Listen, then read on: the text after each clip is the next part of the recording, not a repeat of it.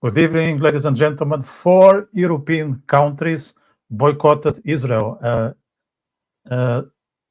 at the Eurovision 2026. Spain, Ireland, Slovenia, and the Netherlands. Is there a pattern?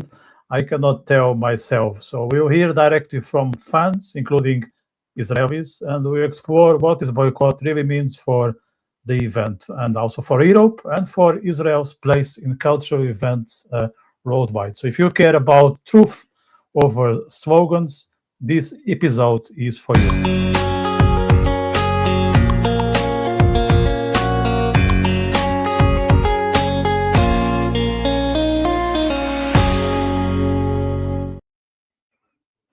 Shalom, hello, and welcome back to the Witty Vítor Podcast, your space for culture, geopolitics, and the conversations that most people avoid. My name is Vitor Vicente. I'm here, as always, on Wednesday with my co-host Marco Alexander in Jerusalem. And tonight we are diving into one of the biggest cultural controversies of the current year that is coming to an end.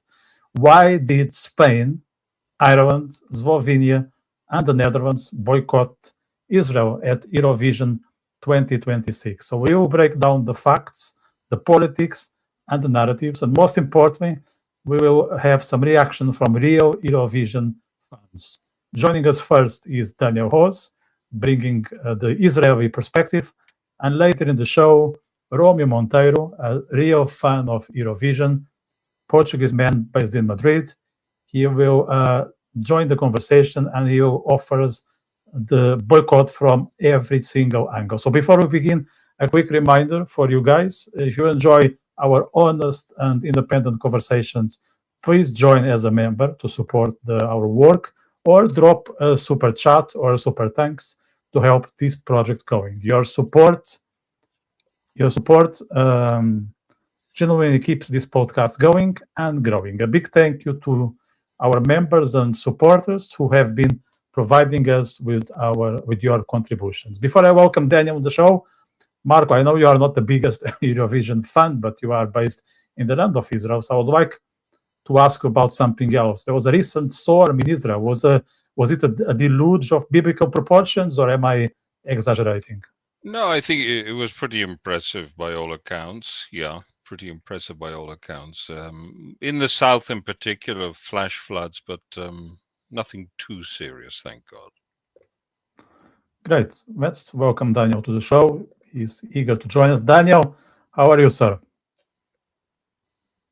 Hello, sir. I'm good. Very well. I'm very good. Thank you very much. I can speak. Thank you very much. I'm very good. Good to have you back. Yeah, good. I'm delighted to have you back. It's your third time with us.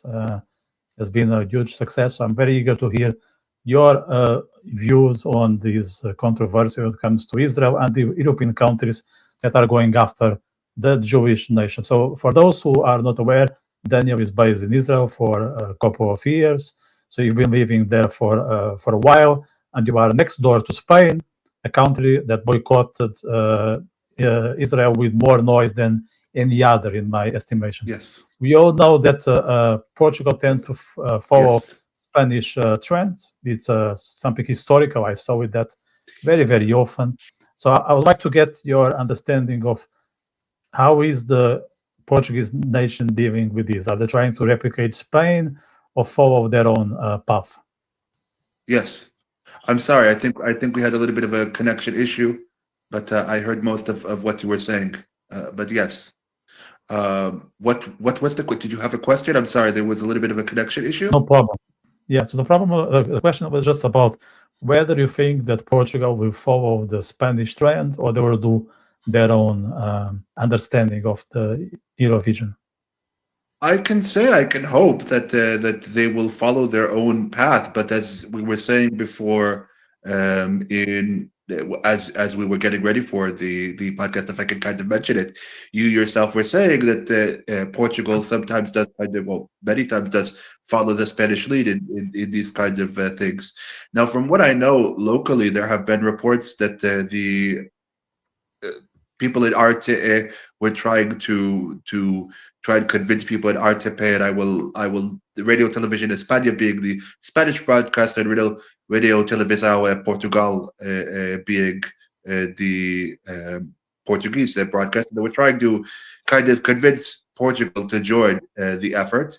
So I don't really know what's going to happen. I would hope that they would be able to show that, considering that we are 10 days after a certain holiday that happens on December 1st, with the independence from Spain back in the 1600s. I would hope they would be able to show their independence and not be drawn into into this kind of craziness.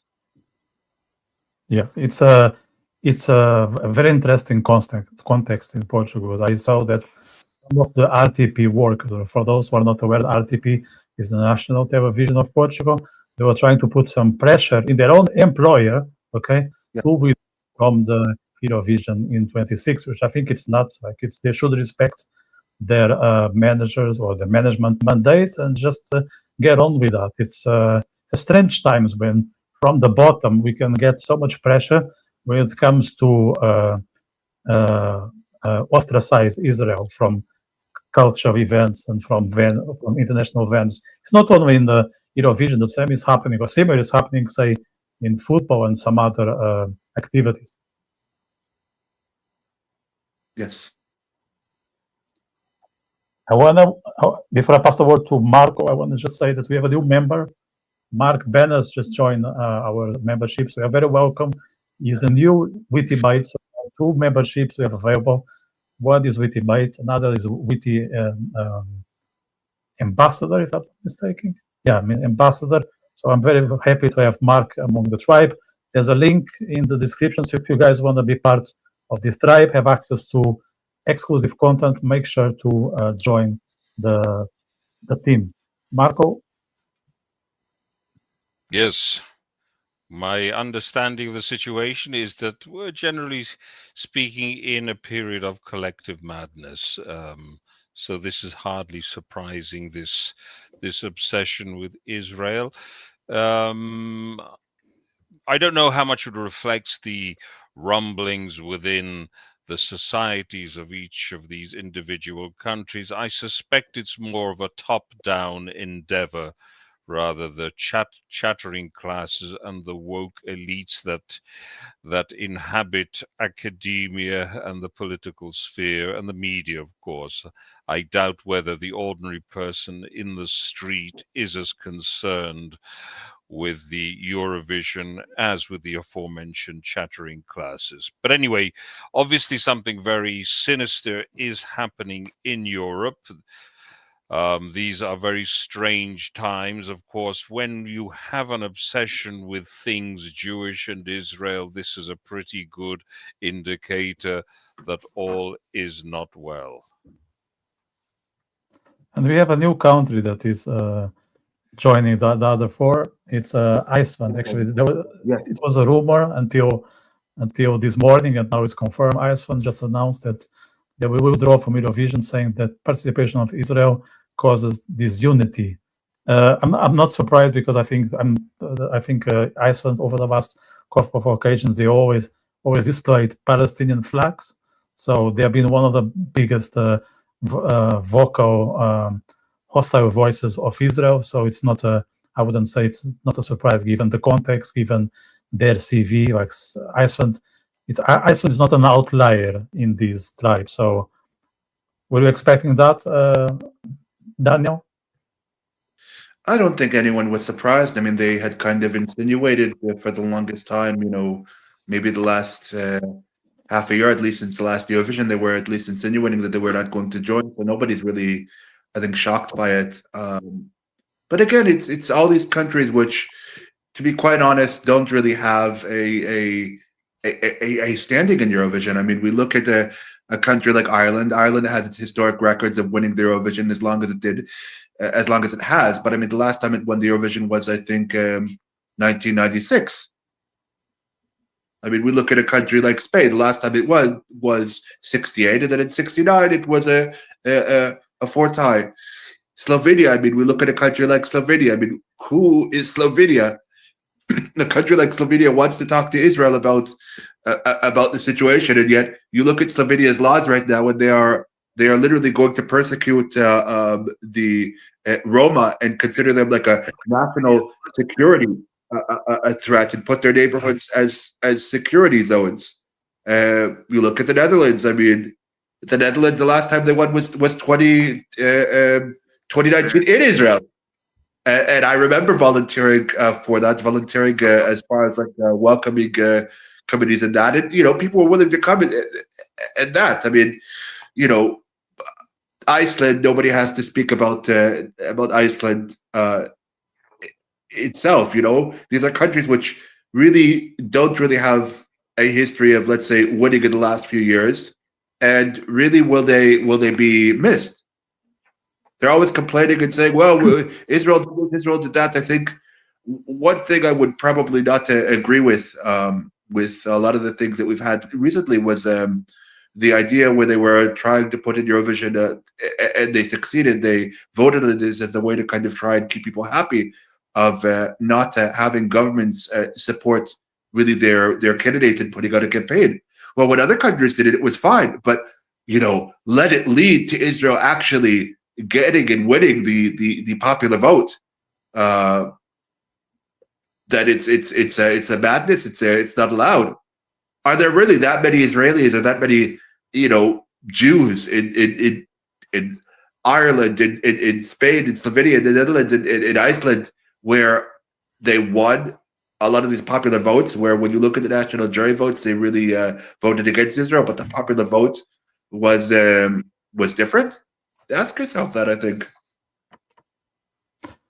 I put a poll on this podcast asking the viewers whether they think the boycott makes sense or not. And for now, there is a huge inclination for saying this boycott is an absolute disgrace. So we have 5 people voting that the boycott shouldn't be in place. And there is an odd person saying, yes, they support the boycott. So we just started, so people use the poll because we want to get real opinion, we want to get real views, we want to get real input. So let's use it for parallel conversation. Let us know whether you think this boycott makes sense or not. The poll is open and it's there for everyone to add their input. As a comment here, Ireland has the worst record of all countries the last 20 years. Spain hasn't won 50 years. Iceland and Slovenia never won. I'm not a big Eurovision person, but I have to say the only good thing about Iceland participation is they usually play rock. That's the only thing I can give them because I'm a big rock fan.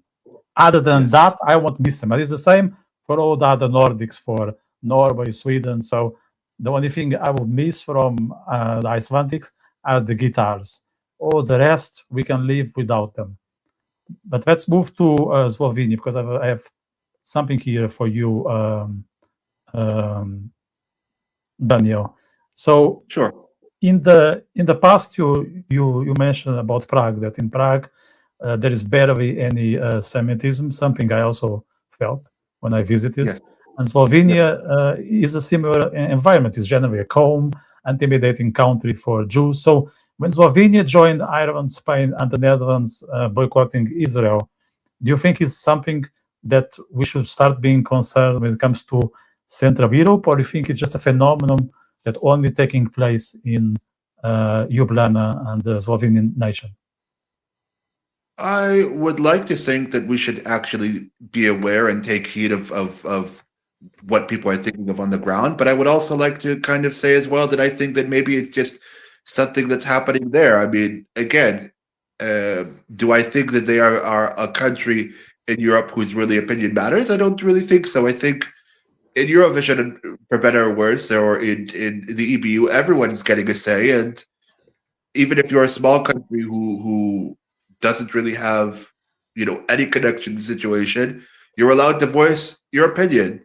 And as I was saying, like before, Slovenia is kind of the last person to kind of talk, because if you do your research on Slovenia, just back, I think it was in November, but it might have been late October, where they literally made this law, as I was speaking about before. It's called, I think, the Sutor law. It was about a guy basically who was murdered, a Slovenian who was murdered by Roma, And they made this law that is declaring all Roma kind of a national security threat and making their neighborhoods kind of recognized as security threats as well. So, is this the kind of country that is going to lecture? Are all the other countries that really have a history of anti-Semitism going to be ones that are trying to lecture and try and speak to Israel about the situation? I don't think that's who we're going to be taking our talking points from. Yeah, 100%. And the other thing about Slovenia is that they always have this idea that although they are in the Balkan region, they want to belong to Western Europe. So if the trend is to ostracize Israel, they will go for it. And if the next trend is to ostracize Roma people, they will go for it because they want to be Westerns no matter what. It's the same with Croatia. I won't be surprised if the Croatians will act the same way in the next year or two. So considering their background, it's not I would say it's not a surprise. One that for me was, maybe I'm being naive, was, let's say, half surprise was the Netherlands. And why? Because I think the Netherlands are a historic ally of Israel, maybe one of the strongest allies in general, from the Anne Frank legacy to generations of open sympathy towards Israel, similar to what we see in your dear country, to Czechia. Yet this year, they stood with the boycott camp. So for many Israelis, that felt symbolic or even disturbing. How did you personally react to the Netherlands turning away from Israel in Eurovision cycle? Do you see this as a cultural shift, political pressure, or something deeper? I think, unfortunately, you can see it with and maybe people will come at me for saying this, but I think you can see it with certain population growth and with certain political beliefs. I do remember, and I think we all remember what happened it was late last year in 2024 with the Maccabi game in Amsterdam. And should we really be surprised that they are trying to distance themselves, so to speak? I think as well as we're trying to draw a line between kind of these countries. What are these countries gaining from it, or what has happened recently in them? Remember at least that they have the scandal with Juste Klein, where he was kicked out of Eurovision. They weren't even able to perform in the last semifinal. They were kicked out because he was accused of violence against someone in the production of Eurovision. So I think in either way. Maybe we could say that the Netherlands might be more of an outlier than the others. Maybe I was a little bit surprised by it, but given again the history of what's happening in the Netherlands and what's happening in France, what's happening in Belgium, I'm not as surprised. And there is someone here just echoing what I was saying on Slovenia.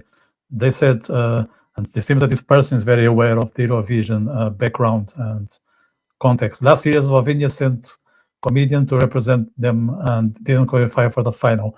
All the Balkans are racist towards Roma. Croatia banned Roma for being in group. So yeah, that's exactly what I was mentioning. Marco, do you want to chip in here? Daniel mentioned anti-Semitism. I'm not sure we can even speak of anti-Semitism or whether it's an adequate term anymore. People have always been anti-Semitic, but now we're in another order of things. I think we're seeing a mental derangement, which I call palifrenia, and I think we're in a very different phase, and it bears witness to the crisis which we see in Europe. The cultural landscape has changed for many different reasons. There's been a pincer movement between constituted rather by mass immigration from certain countries with certain beliefs and the erosion in national identity. So there is a great sense of disorientation And the Jews are acting as a lightning rod, but it's no longer anti-Semitism. Anti-Semitism is not it's not merely anti-Semitism. It is something of a genocidal nature now.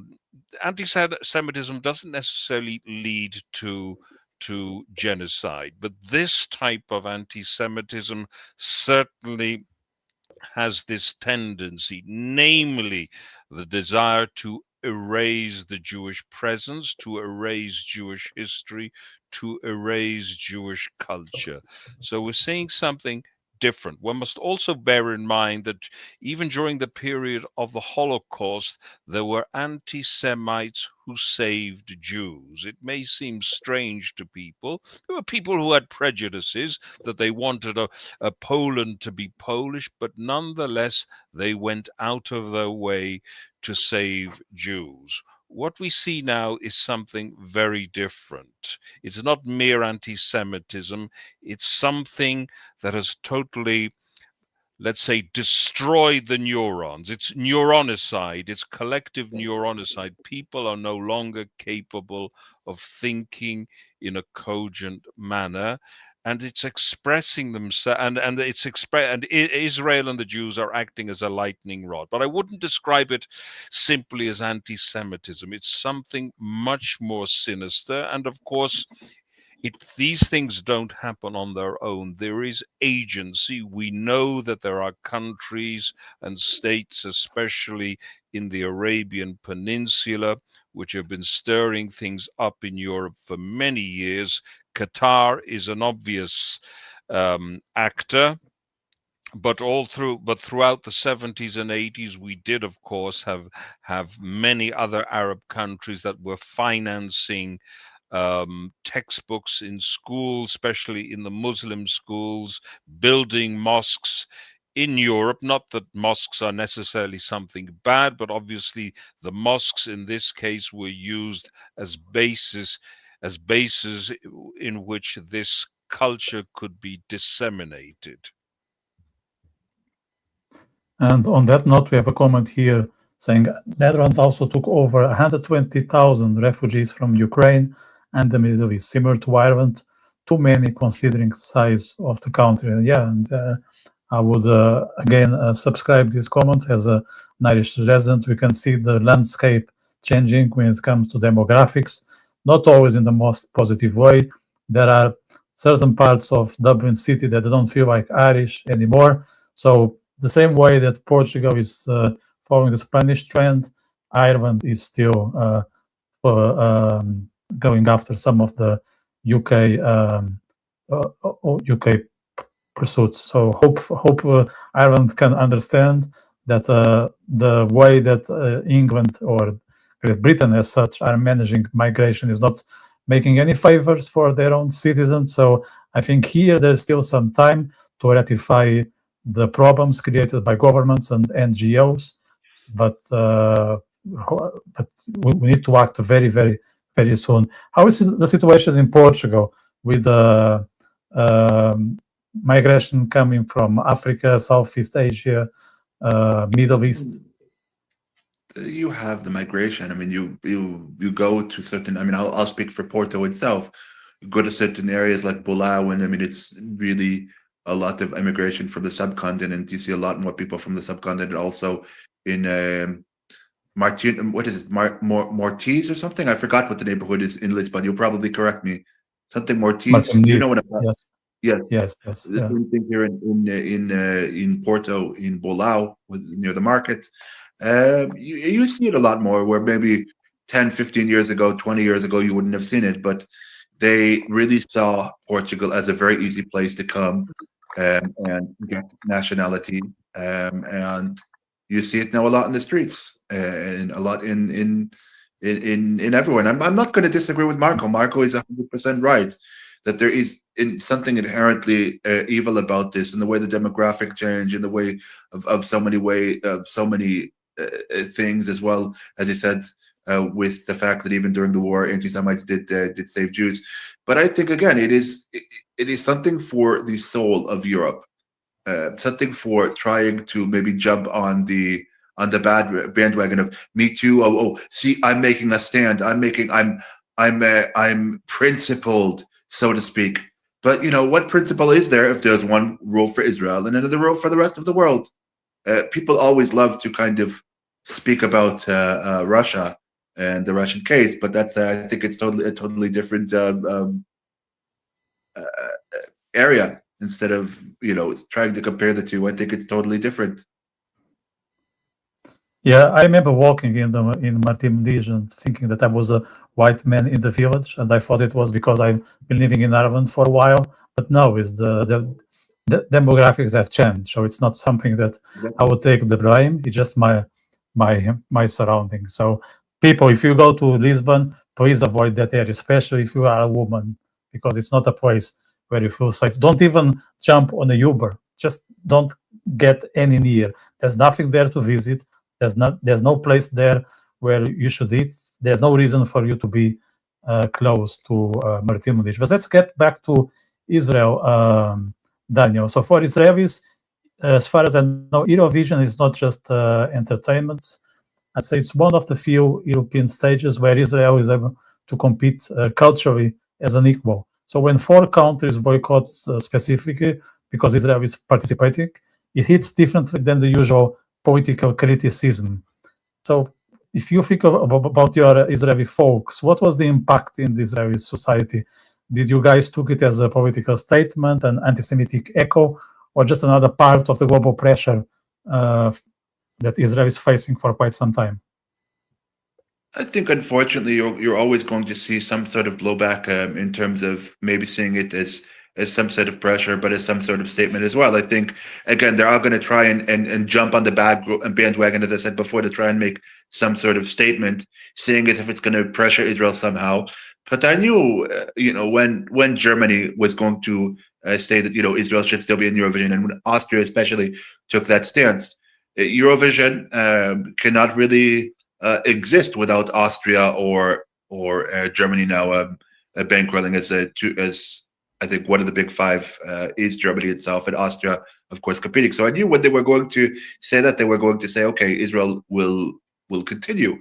But you're always going to have people who are going to try and be spoil sport of the party and say, oh, well, I don't want to compete or this or that. And, it is what it is, unfortunately, for better or worse. And you just have to look at the way that their societies maybe are, or the way that they are politically leaning, to see why you have these decisions. I want to just bring Mark's comment to the discussion. He wants to thank us for the warm welcome and add to take this opportunity to wish everyone here in the Witty Vítor Podcast and our listeners a very warm Hanukkah Sameach. So go easy on the sufganiyot. I will for sure, because I'm on a diet, so I'm trying to avoid sweets. This was one of my New Year's goals. I failed, but I'm trying to behave as much as I can. So, Mark, I'm very glad to have you as part of our Witty Mates. So we have 2 membership levels, Witty Mates and Witty, not diplomats. I made a mistake. Not ambassadors, Witty diplomats. So, guys, if you want to support the channel, have access to exclusive content, be able to see some videos in advance. There's plenty of perks. Make sure to join the membership options that are in the description. Marco, you want to join here? Comments on the Eurovision attack. It is pretty laughable if we just look at it on its own. I mean, it's nothing of particular interest to me as such. I wish Israel would boycott the Eurovision Song Contest, because it has been a load of rubbish for at least 45 years. As a phenomenon, it's something that fits well into what's been going on for a very long time, starting with the United Nations itself, which is an institution which is rotten to its core. So it has to be seen in this context. It's not something that's suddenly appeared. Of course, we have reached a very important juncture, as it were, subsequent to the recent war which we've been engaged in. And indeed, it is just another front in a wider conflict. In the wider conflict which centers around Israel, but it's much more important than that. What is at stake here is a battle for Western civilization. Ultimately, it is Western Judeo-Christian civilization which is under attack, because Israel represents something that the woke progressive left has an aversion for.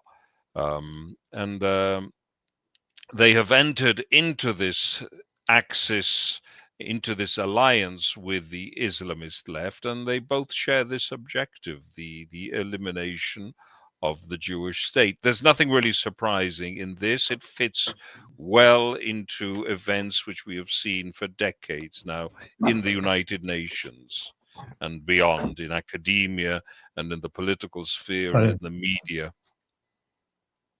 Yes. So there's nothing new. Go ahead. Sorry, Daniel. Oh, sorry. I agree with you on that. I think you're 100% right. It's unfortunately just another front. It is another front within. I think the arsenal of people think, we can. There was also a time where they were trying to ban Israel from FIFA, trying to ban Israel from this, trying to ban Israel. It's trying to delegitimize Israel so much, trying to say, it doesn't belong in cultural forums when other things are going on. And I think it's exactly at this time that we actually have to fight for ourselves, because we have to show people that we survive, that we are still existing, and we will not allow ourselves to be bullied or cowered into non-participation. Indeed, and it mirrors the crisis in reality within these countries. Israel can be a great example by giving courage to people who are against this demise of Western civilization. So I think I view it in positive terms. It's part of a wider struggle, and Israel can help people to wake up from their slumbers and actually rise to the challenge.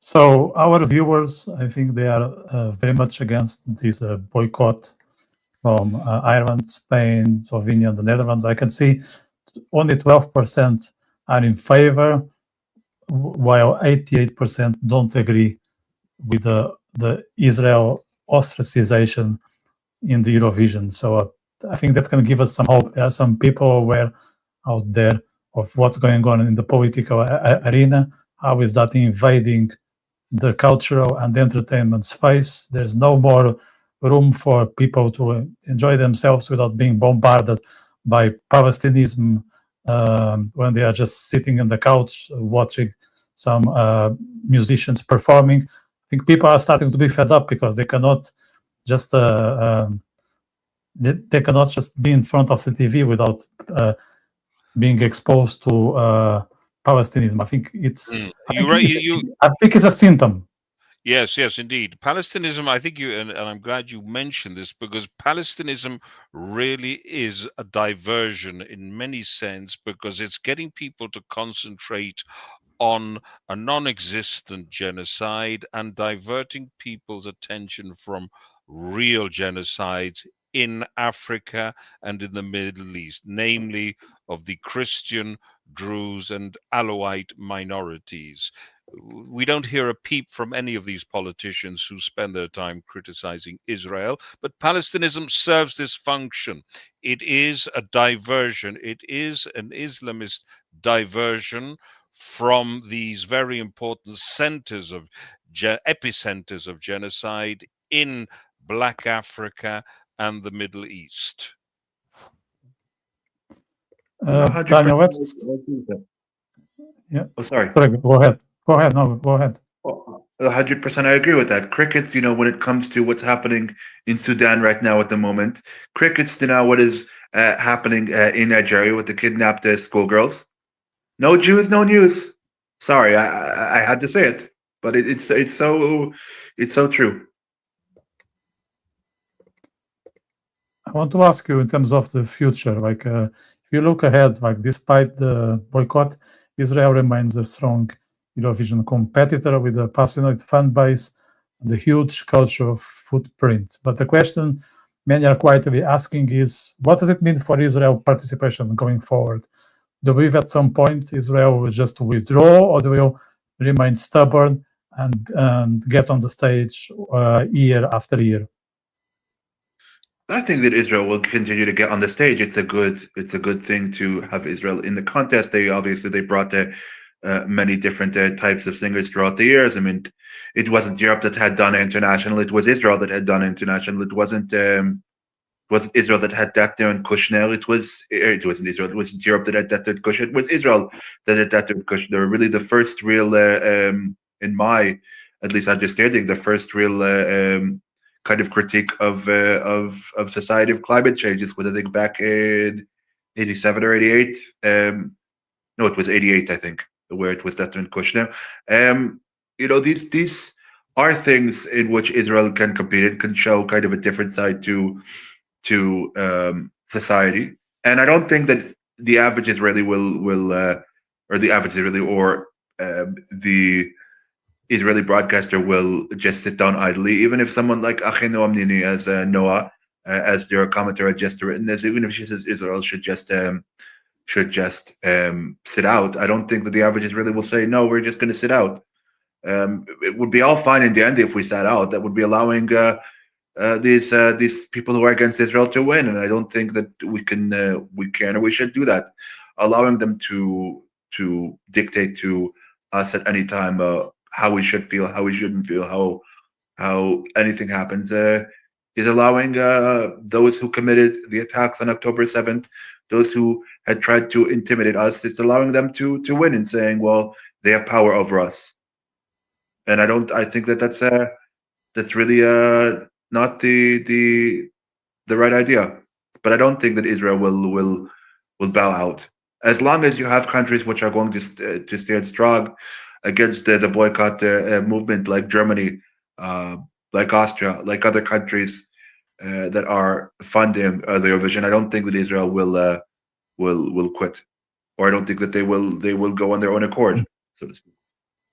Actually, we got a comment saying here there are 5 countries who were against Israel exclusion: Germany, Austria that you just named, plus Greece, Cyprus, and Malta. So there's an alliance between the Mediterranean and Central Europe. And I'm a bit surprised that like some Central Eastern European countries, like the likes of Hungary or Serbia, are not here. But I'm not sure if Hungary is still in the EBU. So I don't want to piss off the Hungarians with this. Marco, do you want to jump here?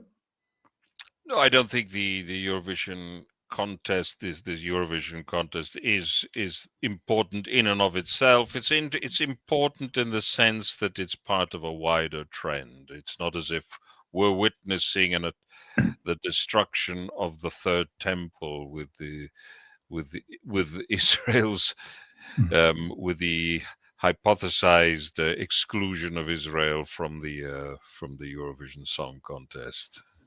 Yeah, another big event taking place very soon are the Winter Olympics. They are scheduled for February, and it will be interesting, according to this commentator, to see if those countries who left Eurovision will do it again. And I doubt it. I'm not sure if even Spain is in the Winter Olympics, but so just to start with, fun fact. I don't know if you guys saw that, and that's not directly related to our topic today, but for the Football World Cup in the States, in Seattle, they scheduled a pride match, and they were not aware of the draw. And the 2 teams that are scheduled for that pride match are Iran and Egypt. So it will be just to see if they'll still flag the rainbow flags, or they will respect the Iranians and Egyptians, because we all know how the Westerns like to bend if the Arabs are around.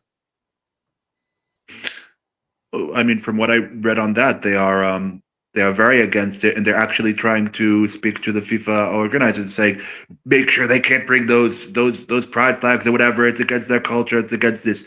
Well, when you are in Rome, you do as the Romans do. You are in the United States. You are a guest in the United States, or in Canada, or in Mexico, where they're going to be doing all of the World Cup events. It's a tri-national thing, from what I understand. So. You don't really have a right to tell people how they can act, how they can this, how they can that. If it wasn't when it wasn't Qatar, as I said, they did ban. If it was going to be in Iran or in Egypt, sure, you might have a saying what you can or can't allow, but they are in no position to dictate. Either they decide, okay, they're going to come, or they decide, no, they don't want to come. It should be that simple. Daniel, I want to thank you for your insights. I think you added a lot of value to this conversation. So take care. I hope you will cross paths at some point, whether it's in Portugal or in Israel. I know this rendezvous has been postponed for quite some time, but needs to be scheduled sooner than later. So 2026, one of my goals is to meet you in person, Daniel. It is my promise on camera. Yes, and I can't wait to do that. We'll go out with Marco. It will be a pleasure. Again, thank you again for having me, Vitor. Thank you again, Marco, for your analysis, and Vitor again for your analysis. It's always a pleasure. Thank you both very much. Okay, take care. Have a good evening. Goodwill. So we'll be joined by Romeu Monteiro in a bit. He is diving in from Spain. He's a massive fan of the Eurovision. I think he knows more about the Eurovision than the two of us together, Marco, which is not a big challenge, I would say. Yes, it's not much of a challenge, I'm afraid. Right, so let's welcome Romeu to this conversation. Romeu, how are you, sir? Hello, I'm doing great this evening. How are you guys? Very well, good. Thank you. How are you? I can see the Spanish background. This is a new thing. You are becoming more and more a Spanish citizen, huh? Yeah, very soon I can request Spanish citizenship. So I hope to do that next year. Yeah. Good stuff. So you've been living in Spain for, what, 2 years now, or maybe more? A year and a half, yeah. Mm-hmm. Year and a half. Good stuff. So you've been living there now for a significant amount of time. It is a country that is not participating in Eurovision because Israel is around, and as someone who has been following Eurovision for quite some time, I'd like to get your thoughts about how is Spanish society perceiving this move. Yeah, so just to give you some context, Spain is one of the big 5 countries on Eurovision. So it has a massive audience and spends a lot of money to fund Eurovision. And so it was kind of critical, the participation of Spain, or so Spain thought. Spain thought that it could threaten Eurovision and the other countries, that they would leave if Israel would take part, and this would force Eurovision to exclude Israel. And in fact, it has forced Spain to exclude itself, which has been a massive humiliation for the Spanish government and for the Spanish broadcaster. Here in Spain, what is happening is that we have a left and far left government, which is embroiled in a massive number of scandals of corruption and now sexual harassment. And many people are being arrested. Even today, many people, 2 people related to the Socialist Party have been arrested for crimes from corruption to persecuting the opposition. The prosecutor general has been condemned by the Supreme Court. Number 2 and the number 3 of the Prime Minister are in jail at this moment. And so this government constantly uses Palestine and the hatred towards Israel as an issue to polarize the society. And today in Madrid is Mahmoud Abbas. He has just given a press conference with the Spanish Prime Minister, who has refused to go to the parliament to answer to the MPs because of the massive scandals he's embroiled in, but he's giving press conference with Mahmoud Abbas. Earlier this year, they engaged in the full destruction of the La Vuelta, the cycling tour of Spain. If you are aware, there were protests where multiple people attacked cyclists from different teams. just because there was a team that was not removed with Israel in the name. And the government promoted these violent protests to the point that the final that was supposed to be held in Madrid, with full support of the city of Madrid and the region of Madrid, was fully destroyed by violent gangs. The final stage could not be held. The awards could not be distributed, and people had to be rescued from these violent attackers. Families had to be rescued by the police. The police were attacked. Multiple dozens of policemen were sent to the hospital. And we know for a fact that the government removed the means for the police to control these attacks. They wanted these attacks to go on because Madrid, this wonderful city and region, is led by right-wing parties which support Israel, which are for peace and for freedom of expression of the people, and for you to be able to hold any event, from a gay pride to a Vuelta to Spain that has whatever people are participating legally in this. And so that was a massive, we had violence in our streets promoted by the Spanish government as a way to distract from the scandals using Israel and using Palestine. So it doesn't come as a surprise that they also use the TV station RTVE as a tool to increase this polarization. And just so you know, 1 year ago, you probably saw there was massive floods in Valencia that killed 200 people. And the next day, the political parties were asking the government to suspend the work of the parliament so that people could focus on the rescue efforts. And the government decided not to do this and decided to move forward because they wanted to vote for the political control of the public TV station, which is the one that is now being used to boycott Israel. So they didn't care even about their own people that needed their help, people that were dying or were killed, people that needed rescue, so that they could fully take over political control of the public TV station. In the public TV station, everyone from the TV hosts to the anchors that present the news is handpicked by the government's parties, by the Socialist Party. To be fair, this also happens in the regional public TVs with the right-wing parties. They also handpick the lines of what is presented in the news and who presents the news. To be fair, it's fully politically controlled in the public TV channels for the right or for the left in Spain. But the situation with Eurovision, I find it kind of amusing that Spain was the one that forced this. They were massively humiliated. Israel was admitted to participate with some changes in the rules, with 75% in favor of allowing Israel to participate in an assembly that included representatives of Arab countries, from North Africa, from Turkey, that refuses to participate in Eurovision because it's too woke, because it's too gay. And even with those countries included, they only managed to get like 20% of the delegates voting to exclude Israel. And they had like 75% in favor of Israel. So Europe basically told Spain, we don't care about you. We would rather go with Israel than to go along with you. And for me, as an Eurovision fan who doesn't want to see countries or fans who support terrorism and who are anti-Semitic, I think this is a great chance to go to Vienna and celebrate with countries and with fans that do not have all this hatred and all these extremist views, and have to have a lot of fun. Although we know that it's already being threatened that there will be violence in Vienna. We know that the protests that will happen, they are kind of very threatening, mostly towards the Israeli delegation, but also kind of towards the fans that will be there. And people say, oh, it's going to be in a very diverse part of Vienna, so be careful, what can happen. It's always great to be threatened by diversity. When you say, sorry to cut you off, when you say diverse, it's the descendants of the Ottoman Empire, not necessarily the LGBT community, no? Exactly. They're not saying it's going to be held in a very gay part of Vienna.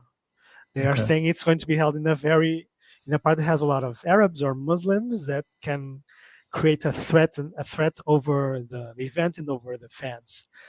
But personally, I think Austria and Germany, I think, are much more responsible towards preventing anti-Semitism acts, and they are not tolerant towards that kind of attitudes. I hope, and I think, and I hope they will ensure safety, like Switzerland did, and unlike Sweden was able to do. Sweden didn't do it very well in Malmö, but I think Austria will provide a happy.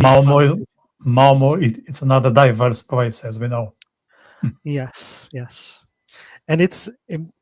I always ask them, like, because people write this. They say, "Oh, it's going to be in a very diverse area, so it's going to be very risky." And I'm like, "But why? It's like diversity. Is it a threat? Like, who is going to put people in danger? Is it the demonstrators? I mean, aren't they peaceful? What's going to? Yeah. What's going to? I'd say diversity is a threat for Jewish people, because diversity includes everyone except Jews. Yes, unfortunately, when people think of diversity, they don't like to think about the Jews. Yeah, even if it's a gay Israeli, it doesn't matter. It doesn't qualify for this.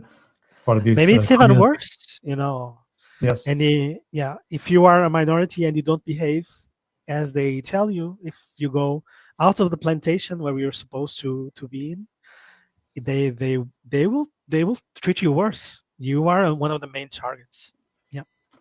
Marco, do you want to ask something to Romeu? Romeu, it's the real guru of the Eurovision. So yes, I can see about that. The Eurovision, you have the right person here. My goodness, he's a historian of the Eurovision Song Contest, I understand. So what I could do is I could be facetious and ask him who won in a certain year. No, I won't do that. But your analysis is very interesting, and it certainly reflects what's going on throughout Europe. The level of disruption caused by Palestinist protesters and the confluence of all the stray dogs within society, Islamists and unfortunately what has become the left, because the left aren't necessarily bad. It's just that they've become ridiculous. They've lost their vocation for representing the weaker members of society. There was once upon a time a normal left, but unfortunately we see a left which worries about everything except that which is deserving of attention, namely the weaker classes within society, and indeed the native populations, because they have been neglected to a great extent. Now, certainly what you say represents a common trend throughout Europe. It certainly mirrors what's happening in Italy with extremely violent demonstrations. Newspaper offices have been attacked. And train stations and national strikes have been called.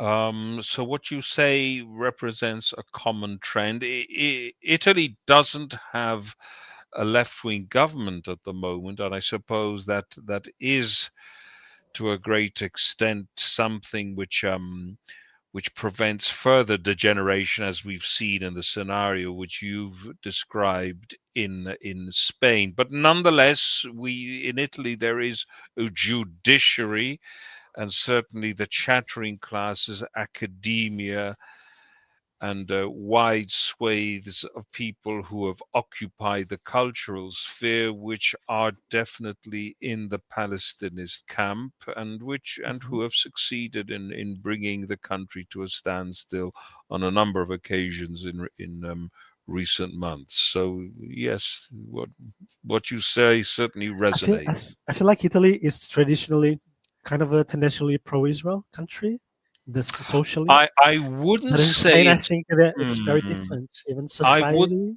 I'm not sure if I'd agree with you on that. I wouldn't say Italy has historically been pro-Israel. There have been different phases. Berlusconi, Prime Minister Berlusconi, certainly changed things to a great extent, because Italian foreign policy, up until the arrival of Berlusconi, was generally very antagonistic towards Italy. And indeed, they gave Palestinist terrorists a free rein within Italy. There were a number of very serious attacks against Jewish targets and Israeli targets. And there was a tacit agreement with the Italian state known as the Lodo Moro. Moro was one of the former prime ministers of Italy who was kidnapped by the Red Brigade, but he was unfortunately, and his associates allowed Palestinist terrorists to roam free. Not only that, the terrorists who were responsible for the hijacking of the Achille Lauro ship during the 80s, in which an American Jew unfortunately, a wheelchair-bound Jew on that ship was murdered and thrown overboard. The terrorists were allowed very quietly to escape. But they were given limited. I believe one was released for good behavior. So let's say the Italian relationship with Israel hasn't always been rosy. Certainly, Prime Minister Berlusconi represented a change. This government is certainly better than the current left in Italy. That is certainly true, but it's there are still some question marks about some members of the government.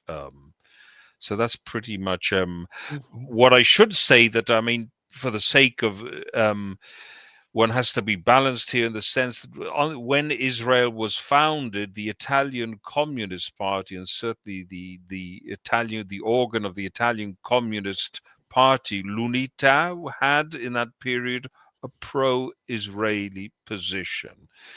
That, of course, changed with the obviously the change in policy of the Soviet Union, and that influenced the policy of the Italian Communist Party, who have ever since been very antagonistic towards Israel. But it wasn't always the case. So life is complex. Yeah. Romeu, you have been following Eurovision for many, many years, longer than myself and Marco, for sure. So you have seen the contest evolve, becoming more political, more progressive, more into the globalist agenda. So as a long-time fan, did this boycott feel that is a natural evolution of Eurovision's ethos, or it's a rupture or something that contradicts the initial spirit that you observed in the past? Right, that's a great question. Eurovision has always kind of been political. People used to say that Portugal and Spain would not win because in the beginning both countries were dictatorships, and so we wouldn't receive as many votes as other countries.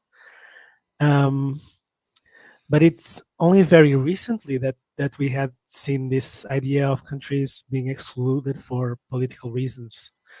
I would say it was even very bizarre that this didn't happen before, because in 2008, Russia attacked, invaded, and occupied part of Georgia, and organized Eurovision the next year, and everyone went there as if nothing had happened. They went to Moscow, and Moscow put on a show with the army singing, with military, with tanks, with military planes, singing a song called "They're Not Gonna Get Us," and was super happy and excited that they could just occupy a country, and every other country, including Ukraine, they would just go there and sing for them and visit them and buy their shows and buy their tickets. It was crazy now that looking back. The only first time that we saw a country being excluded was Russia after the full invasion of Ukraine in 2022. Before that, Russia was not excluded, even though it had invaded Ukraine in 2014, and Ukraine was taking part. And Ukraine was singing next to Russia. Also, what feels bizarre to me this time is that during the war, although these countries kind of threatened and pressured Israel not to take part and for it to be excluded, Israel was not excluded during the war, these 2 years of war. And there was not a single country that refused to take part because Israel was there. And it's now, with a ceasefire in place, that they are saying, no, now we don't want Israel there. So I think we can see it's not really related to the war directly. It's being used by some countries for political purpose. It's more of a symptom of these countries' political movements and what's going on today. I think maybe only the case of the Netherlands might be kind of different, because in the case of Netherlands, I think it's more the broadcaster itself that is controlled by people that are anti-Israel. It's probably not so much the government, although the most voted party in the last elections, I understand, is kind of more anti-Israel than pro-Palestinian. But the Netherlands kind of quickly backtracked on the boycott, partially at least. They say, well, we don't want to take part, but we think the Dutch viewers have a right to watch the show, so we're going to broadcast it. So they're going to buy the rights, they're going to pay for the show, and they're going to broadcast it in the Netherlands, although they will not take part, which is a bit weird. But I think there was some kind of probably reaction from society that forced them to actually at least broadcast the show. So that is interesting and counterintuitive, and I think people should think what it means to boycott a country after the war, not during the war, but after the war. What does it say about yourself? I think it means you're kind of against peace. You weren't so upset with the war. You weren't upset when Palestinians were dying, as long as Jews were dying, as long as Israelis were dying. Now that they're no longer dying, you want to do war maybe through another way. And by the way, an interesting fact that was announced today, Portugal decided to take part in Eurovision and voted in favor of changing the rules but allowing Israel. But at the same time, Portugal had allowed the contestants to refuse to represent Portugal in Eurovision if they win the Portuguese national competition, because it wasn't fully clear if Israel was going to take part or not, and contestants didn't feel very comfortable to accept the invitation to take part in the competition. So the Portuguese broadcaster allowed for this option. And today it was announced that 12 of the contestants will not represent Portugal if they win. They have announced, they have subscribed the communication, a text, saying they refuse to go to Eurovision and sing next to Israel. So they will take part in the national festival, but if they win, they refuse to represent Portugal. This leaves us with 4 contestants that have not taken part in this kind of boycott. And it means that we might get into a situation where the most voted entry might not represent Portugal. The second one might also not represent. The third one, the fourth one, maybe none of the finalists will represent Portugal. It will be someone else. What worries me, it's not so much the situation, it's that these 4 bands, 4 groups or singers that have refused to boycott, they will be under extreme pressure within the artistic means, in the artistic environment in Portugal, to boycott, so that Portugal will be forced to drop out. Because if everyone would boycott, RTP, the broadcaster, would be in a very, very difficult situation. So I'm a bit concerned about these contestants. I hope they will be free to choose. They won't be forced into a boycott that they do not want.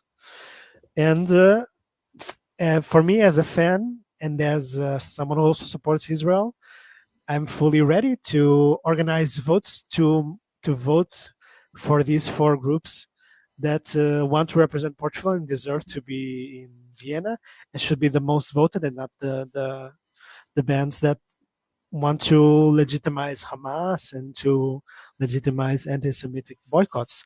In Portugal, we have been very successful mobilizing the votes to support Israel. We got many people that even don't watch Eurovision, that they joined, they voted a massive number of times, Portuguese people. And the Portuguese vote went to Israel, just like all of the Western countries, the public vote went to Israel, even including, I think, Ireland, the Netherlands. No, I think Eastern Europe voted for Ukraine, and Western Europe voted for Israel, and we are ready to mobilize the vote. Because when they try to boycott Israel, what they cause is a massive public outcry from people who support Israel to vote for Israel or for songs that will be seen as supporting the cooperation and not this boycott. So I think I hope these bands they will get a great result from the public.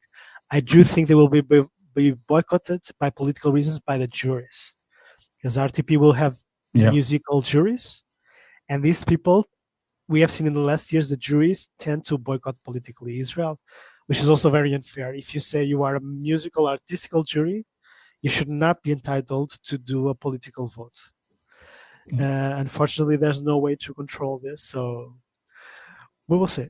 It's going to be I think there's a massive disconnect between the men on the street and the elites, and the way that Israel has been supported in the Eurovision when it comes to the public vote is a clear demonstration that the average Joe has no issues with Israel and will support Israel if Israel has the right song in the contest. If I look at the poll, I have a poll here. I don't know if you are aware of, not Romeu, and I ask people, do you support the boycott? Only 1 person out of 10 say yes. 1 person. So we have 9 votes against 1. 9 people say the boycott is nonsense. So guys, if you want to be part of Romeu's army to support Israel in this contest, his X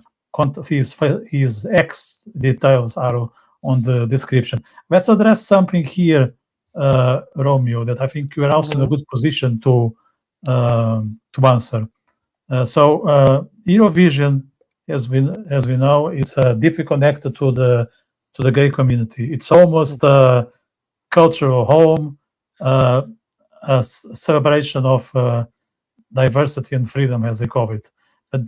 But yet the community is still cheering a boycott of the only country in the Middle East where being gay is actually safe. So I would like to ask you, I would like to try to explain this paradox. How does the Eurovision LGBT community justify supporting a boycott of Israel while remaining silent about countries where being gay is illegal or at least dangerous? Well, I think there's a bit more nuance to that. I think the fans and the LGBT community is very split, maybe 50-50 towards boycotts or supporting Israel, because many of us are aware that Israel is an incredibly progressive oasis in the Middle East, and we don't have another place in the Middle East that we can visit and be ourselves safely. So there are quite a number of LGBT people that are aware of this, and they support Israel because of this as well. We saw last year, for instance, that because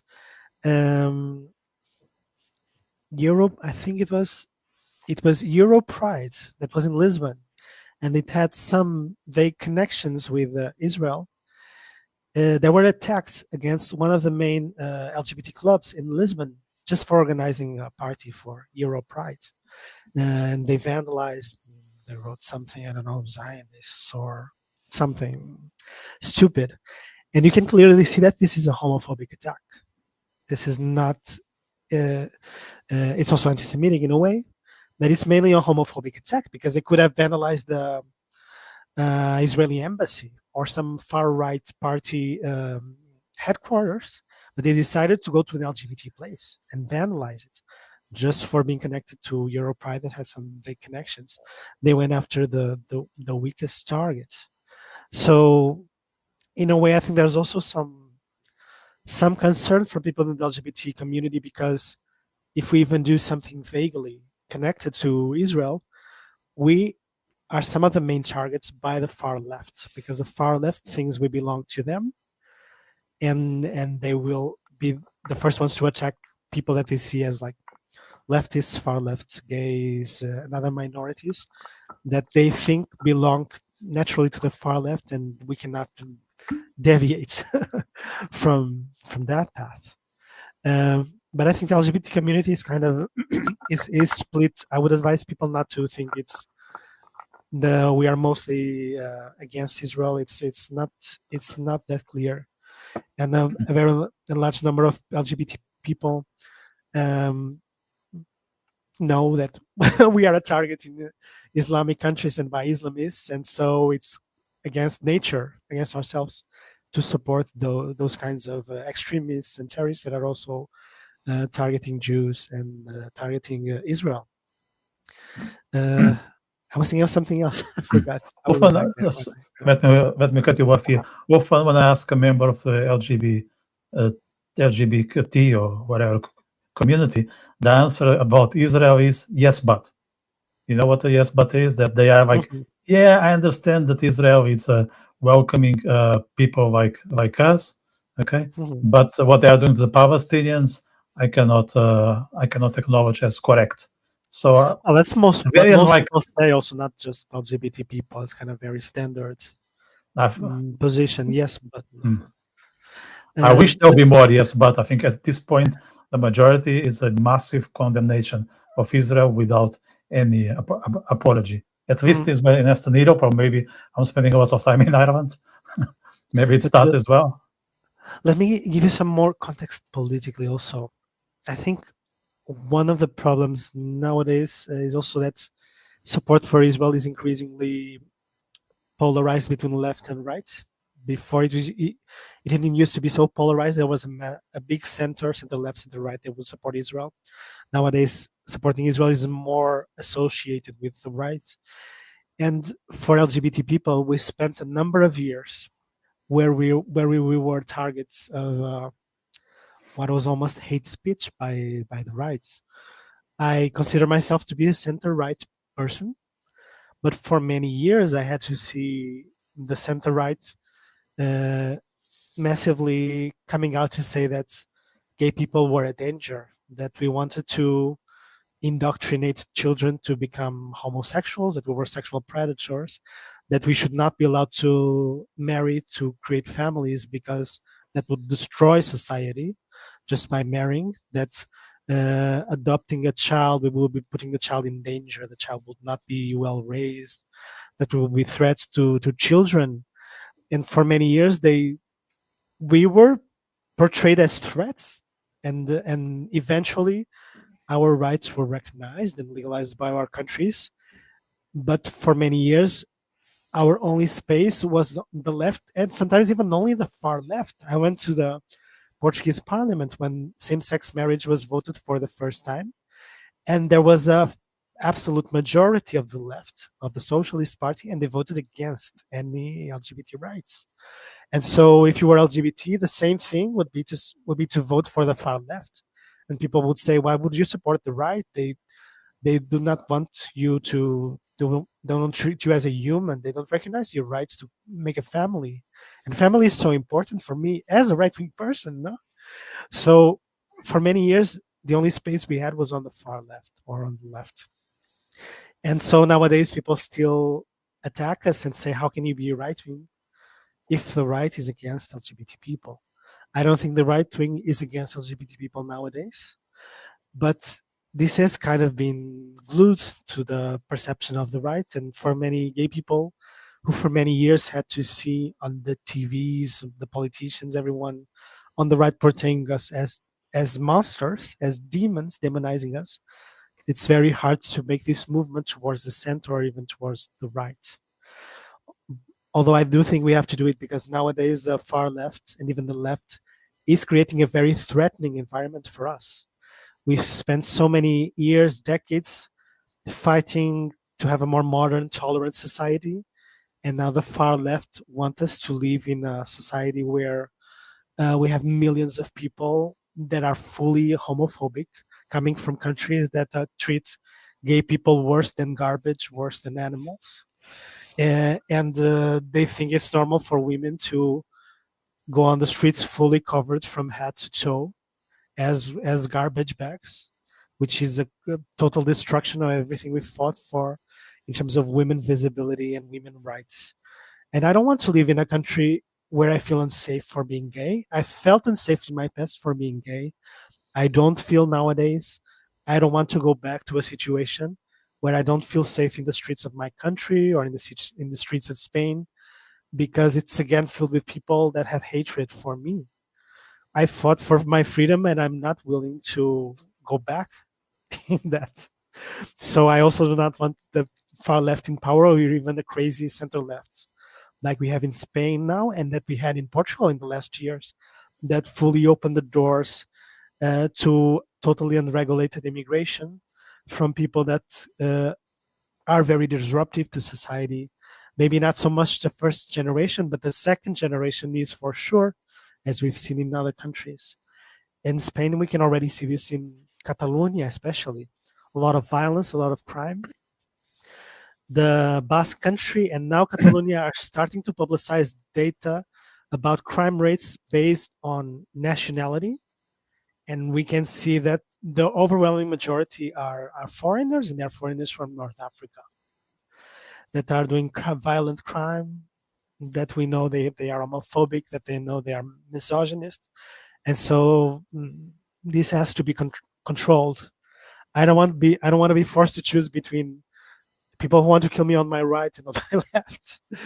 Hopefully we can have a big center that is sane and that can preserve a Western society that has managed to create a safe environment for people of all kinds, people Daniel, people that are Jewish, people that are gay. Daniel is resonating with your comments and saying Romano, which is you. I think it's just messed up Romano is with his your new name. name you've been reading. You were renamed from Romeo to Romano. Romeo is unfortunately right. So it is a name in attacked by Italian, both by the sides. way. It is in Italian. And Romano. Romeo does come from Roma. and Rome. Yeah, from the famous Shakespeare book that takes place in Italy, if I'm not mistaken. So Daniel, his name is Romeo, like the famous like the famous Shakespeare book. I want to get to Spain and Spain, Portugal, and Ireland in this context. Romano, we have seen Spain boycott, Ireland boycott, Slovenia, a culturally Catholic country, boycott. Portugal hasn't, it seems, but the pattern is there. Countries with strong Catholic traditions seem to be leaning towards cultural boycotts against Israel. Do you think this is a coincidence, or there is something there, historical, political, in the societies that makes them more prone to take positions like this? I was also thinking about that. I think it's a big coincidence because we have Muslim countries taking part in Eurovision, and not even the Muslim countries are boycotting Israel. Yeah. So we had Turkey who left because they are homophobic. So we were left with Azerbaijan and Albania. And none of these countries expressed any concern about Israel's participation. Azerbaijan loves Israel. And Albania has no issue. Albania, even in the Holocaust, it should be said, it saved a number of Jews. I think it's one of the few countries that ended the war with more Jews than they started. It's really remarkable.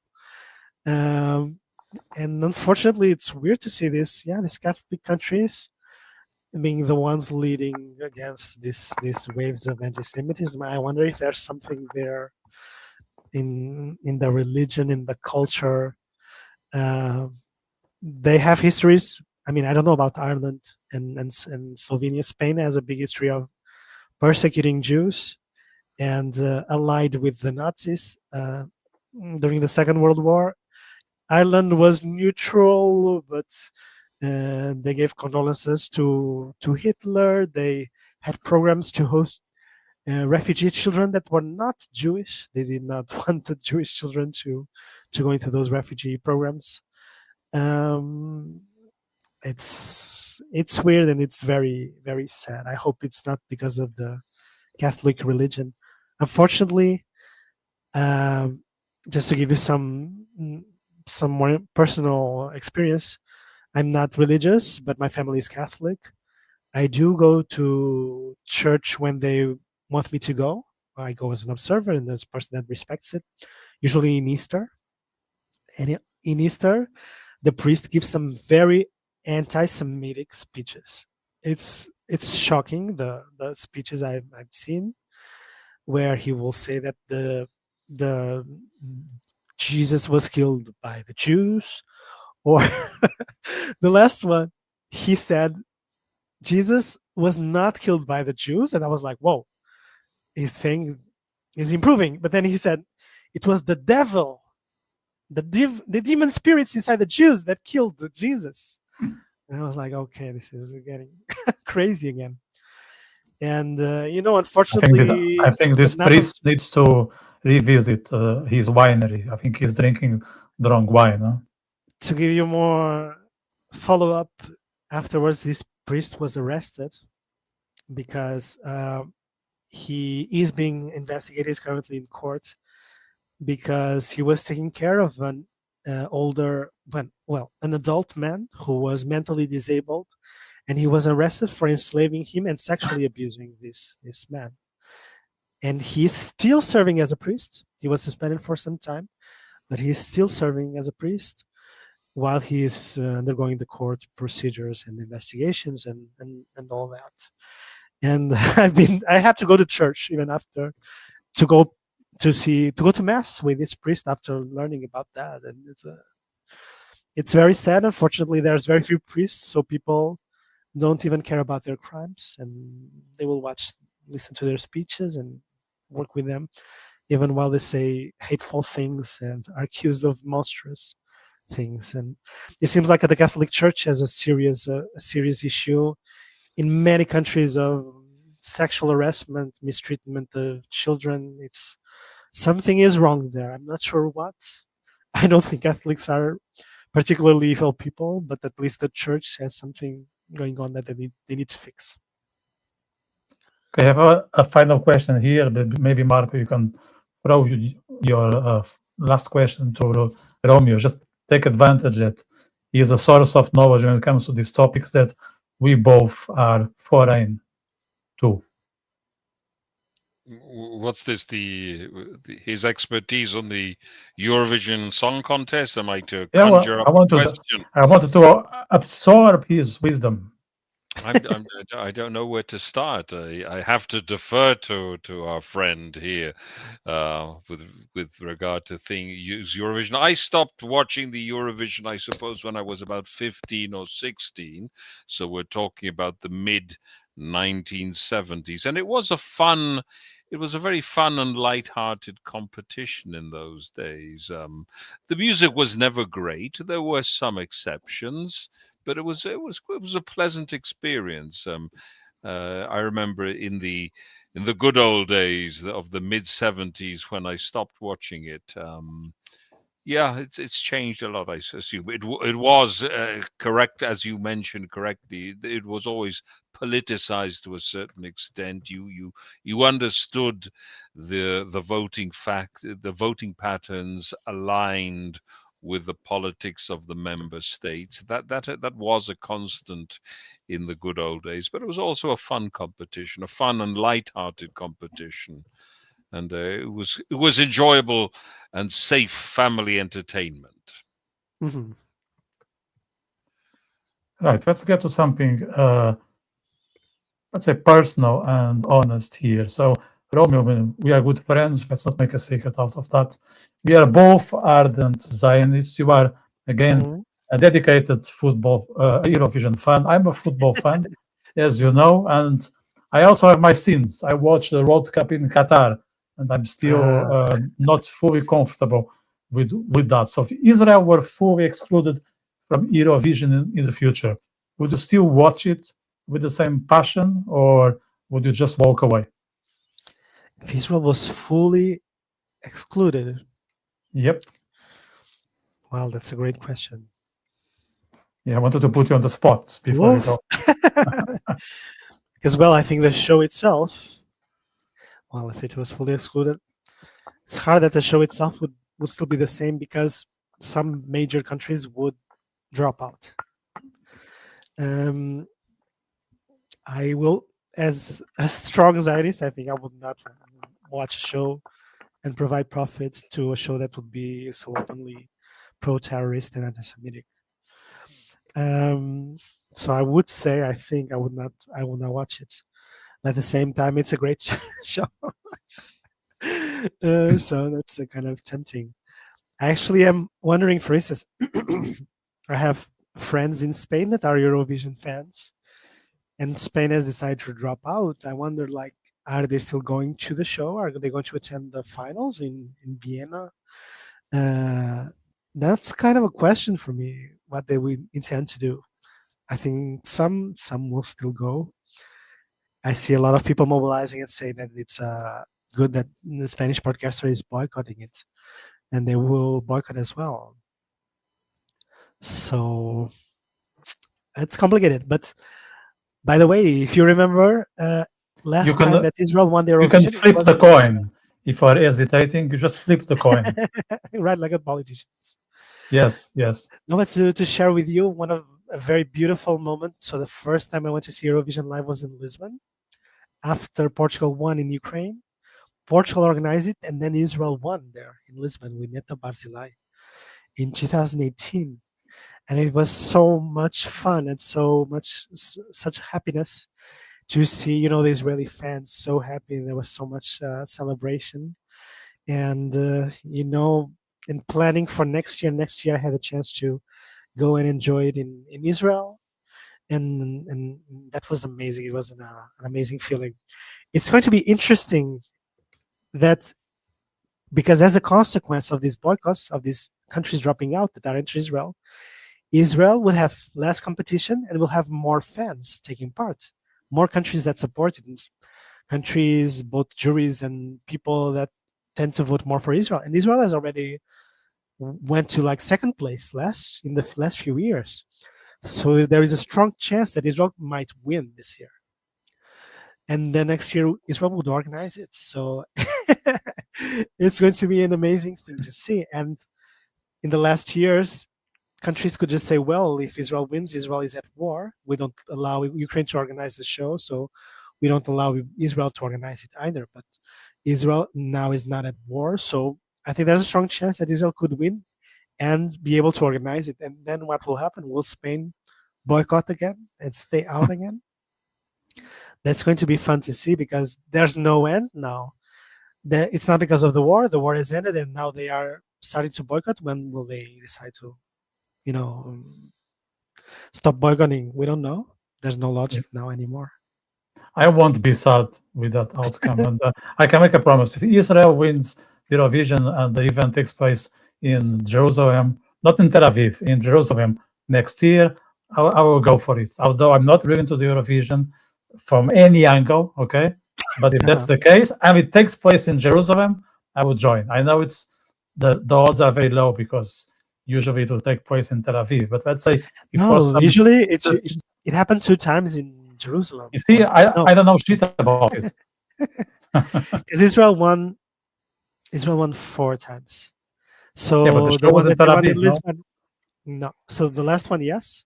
But before that, it was in Jerusalem. And I think the first time it was also in Jerusalem. Okay, in a nice auditorium. Yeah. I need to start saving for that trip then. Okay. Must be. Is it expensive to get into this? Very expensive. Yes. So like the tickets for the final were like 400 euros. 400 euros? My 400 euros? Yes. And they run out immediately. Yes. You also have the rehearsals, which is like 200 euros per person. I go for the rehearsals. They all run out. Does that count as I'm fulfilling my promise? I go for the rehearsals then. Just in case. Yeah. The hardest thing is not to have the money. It's to be even able to get the tickets. Because they run out. So guys, let me start a petition here. Help me with super chats. I need to get to Israel next year.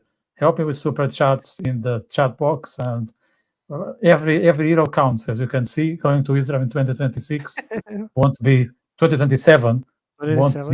Won't be cheap. I'm coming over in 2026, but for other it's a lot of fun. It's in May. There's the beach. It's very close to Gay Pride. It's a huge, massive party. It's a lot of fun. Yeah, I can understand. It makes sense for some people, but I'm not me. I can tell you, the European gays were having a lot of fun there that week. Yeah, actually, the first time I was in Israel, I didn't know. No, the second time I was in Israel was during the